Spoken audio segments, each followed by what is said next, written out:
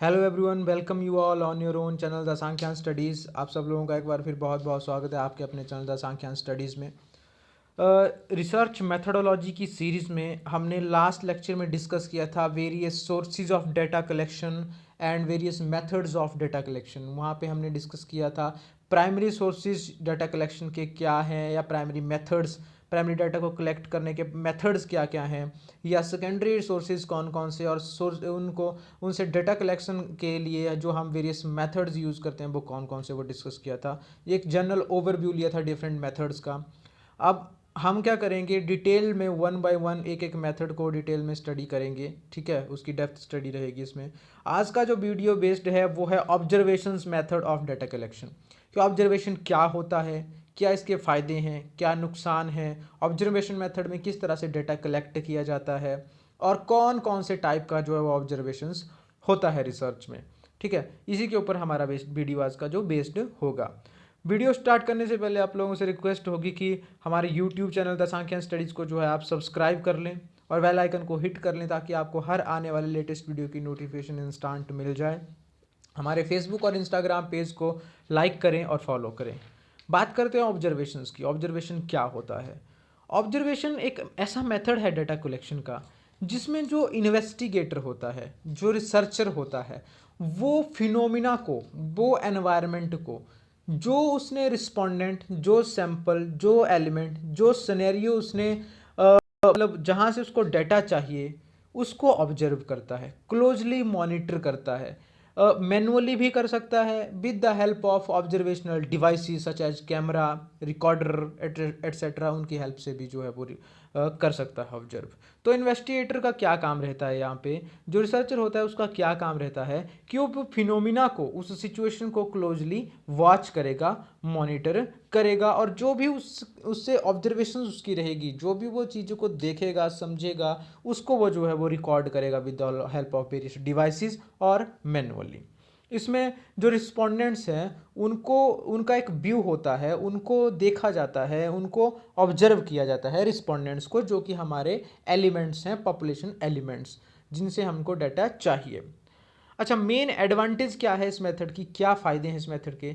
सबसे पहले तो इसमें जो है सब्जेक्टिव बायास जो है वो बहुत कम होते हैं। अगर तो ये मेथड ऑब्जर्वेशन मतलब बिल्कुल एक्यूरेटली वर्क करता है, या बिल्कुल एक्यूरेटली ऑब्जर्वेशन ली जाती है, कोई हेर फेर नहीं किया जाता इन्वेस्टिगेटर के द्वारा या रिसर्चर के द्वारा, तो जो हम ऑब्जर्वेशंस लेते हैं, जो डाटा इन्फॉर्मेशन हम लेते हैं उस पर्टिकुलर फिनोमिना से, वो बिल्कुल एक्यूरेट होती है, उसमें से जो बायास हैं वो नहीं होते हैं, ठीक है। अगर हम और मेथड्स की बात करें, जैसे क्वेश्चनर मेथड है, ठीक है, सर्वे मेथड है, उसमें हो सकता है जो क्या कहते हैं रिस्पोंडेंट है उसने जानबूझ के गलत इन्फॉर्मेशन दे दी हो, या जानबूझ के वो कोई इन्फॉर्मेशन छुपा रहा हो। लेकिन ऑब्जर्वेशन मेथड में बड़े rare of the rarest chance होते हैं कि जो हमारा रिस्पोंडेंट है वो इन्फॉर्मेशन को हाइड करे, क्योंकि यहाँ पे ऑब्जर्वेशंस होती है, उसको देखा जाता है, मॉनिटर किया जाता है।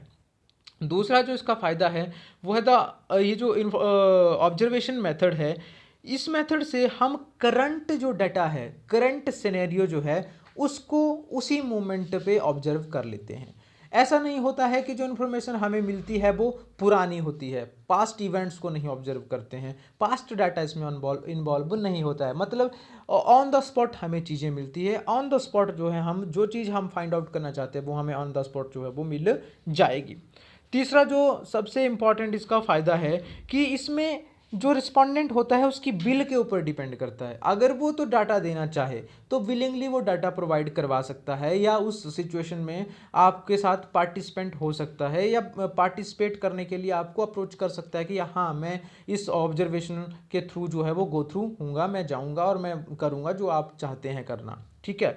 या फिर उसको नहीं बताया गया है कि ऐसा हो रहा है, तो हम उससे डाटा ले सकते हैं, लेकिन उसकी विल होगी, वो अपनी विल से जो है वो इसमें पार्टिसिपेट करेगा, उससे ज़बरदस्ती नहीं होगी, ज़बरदस्ती उससे काम नहीं करवाया जाएगा, या उसके माइंड में एक ऐसा प्रेशर नहीं होगा कि यार क्वेश्चनर आया है मुझे भरना ही पड़ेगा, या सर्वे के लिए आए हैं मुझे इन्फॉर्मेशन देनी ही पड़ेगी। ऐसा कुछ नहीं, वो अपनी विल से इन्फॉर्मेशन देगा, और अगर अपनी विलिंगली वो काम करेगा तो वो ट्रू इन्फॉर्मेशन जो है वो प्रोवाइड करवाएगा। ऐसा इसमें इसका जो है वो फ़ायदा है एक। अच्छा, अब ये मेथड कहाँ पे सूटेबल है? जो ऑब्जर्वेशन मेथड है वो ऐसी जगहों पे, ऐसे फिनोमिनाज को, ऐसी सिचुएशंस को और ऐसे क्या कह सकते हैं पार्टिसिपेंट या रिस्पोंडेंट से डाटा लेने के लिए सूटेबल है जो लोग अपनी फीलिंग्स को, अपने जो उनके पास इंफॉर्मेशन है उसको वर्बल रिपोर्ट्स में नहीं दे सकते, उसको लिख के नहीं दे सकते, या उनके पास मतलब इतना टाइम नहीं है, या वो लिखना नहीं जानते हैं, पढ़ना नहीं जानते हैं। तो ऐसी जगहों पे जो है हम किसी पर्सन, एनिमल, प्लांट या किसी और पॉपुलेशन एलिमेंट जो हमारा पॉपुलेशन का एलिमेंट होगा उसको जो है स्टडी कर सकते हैं, ऑब्जर्व कर सकते हैं। अच्छा, इसके लिमिटेशंस क्या हैं?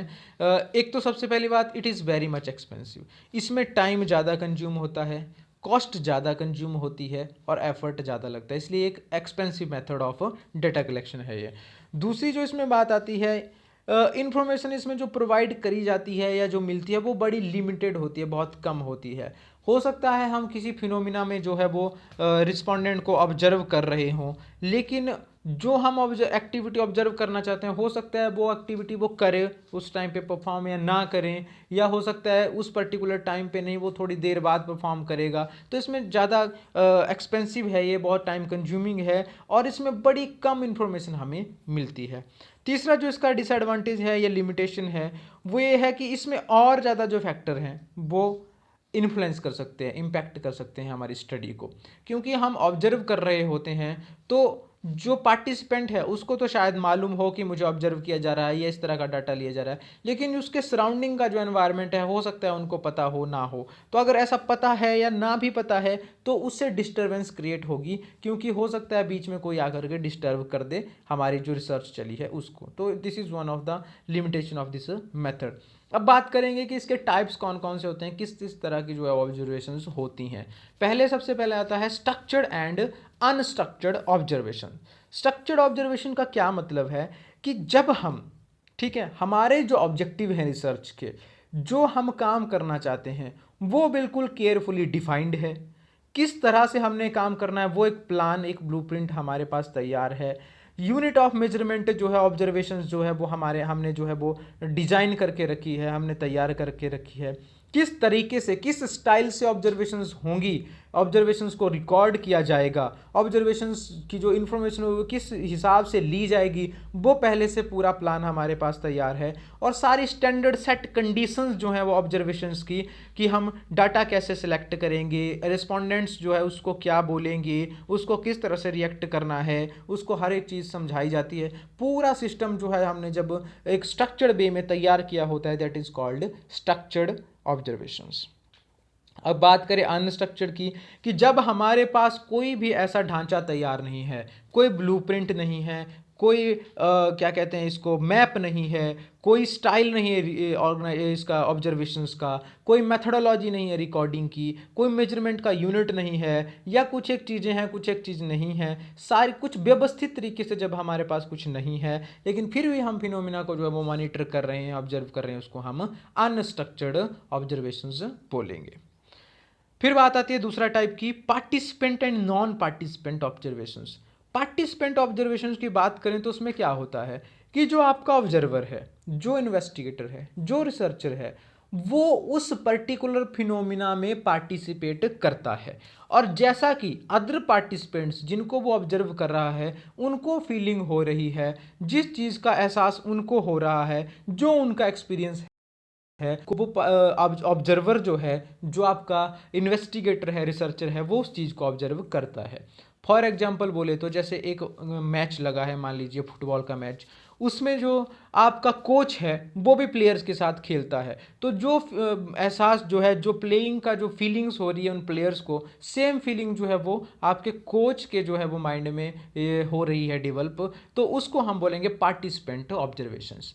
नॉन पार्टिसिपेंट ऑब्जर्वेशंस का मतलब है कि जब जो हमारा रिसर्चर है, इन्वेस्टिगेटर है, वो उस पर्टिकुलर फिनोमिना या सिचुएशन में पार्टिसिपेट नहीं करता है, वो क्लोजली मॉनिटर करता है या साइड में बैठ के देखता रहता है कि लोग किस तरह से खेल रहे हैं, किस तरह से काम कर रहे हैं, इस पर्टिकुलर सिचुएशन में किस तरह से रिएक्ट कर रहे हैं, उसको बोलेंगे नॉन पार्टिसिपेंट ऑब्जर्वेशंस। इसके बाद तीसरा टाइप आता है इसका कंट्रोल्ड एंड अनकंट्रोल्ड ऑब्जर्वेशंस। देखिए ये बहुत ही इंपॉर्टेंट चीज़ है कि कंट्रोल्ड ऑब्जर्वेशंस का क्या मतलब है और अनकंट्रोल्ड का क्या मतलब है। जब हम ऑब्जर्वेशंस ले रहे हैं एक पर्टिकुलर सिचुएशन में, एक पर्टिकुलर फिनोमिना में, लेकिन उसमें वो जो सेटिंग्स हैं वो नेचुरल सेटिंग्स हैं, उसमें हमने कोई आर्टिफिशियल स्ट्रक्चर तैयार नहीं किया है, कोई आर्टिफिशियल इंटरफेरेंस हमारी नहीं है, कुछ कोई चीज़ें हमने कंट्रोल नहीं की है, जो कुछ भी हो रहा है एक नेचुरल एनवायरनमेंट में हो रहा है जिसमें हमारा कोई रोल नहीं है, हमारा काम सिर्फ और सिर्फ ऑब्जर्व करने का है, उसको बोलेंगे अनकंट्रोल्ड ऑब्जर्वेशन, जिसमें हमारा कोई कंट्रोल्ड नहीं है, जिसमें हम कुछ कंट्रोल नहीं है।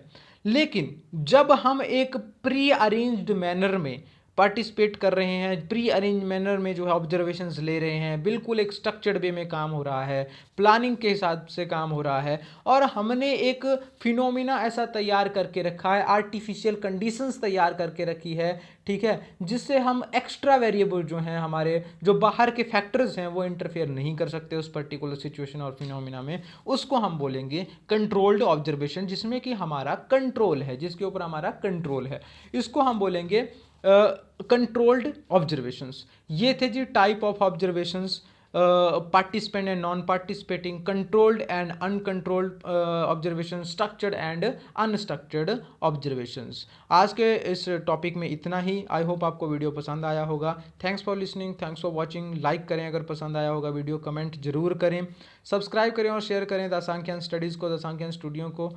अगर आपकी कोई क्वेरी है आप मुझे मेल कर सकते हैं sksankhyan666@gmail.com पे, कॉल कर सकते हैं, व्हाट्सएप कर सकते हैं 7627096162 पे। अगर आपको यूजीसी नेट जेआरएफ के पेपर 1 के पेपर 2 के लेटेस्ट सिलेबस के नोट्स चाहिए, आप जो है मुझे कॉल कर सकते हैं। आपको हार्ड कॉपी और सॉफ्ट कॉपी दोनों तरह से अवेलेबल हैं, आपको जो चाहिए होगी मिल जाएगी। Thank you, thanks a lot.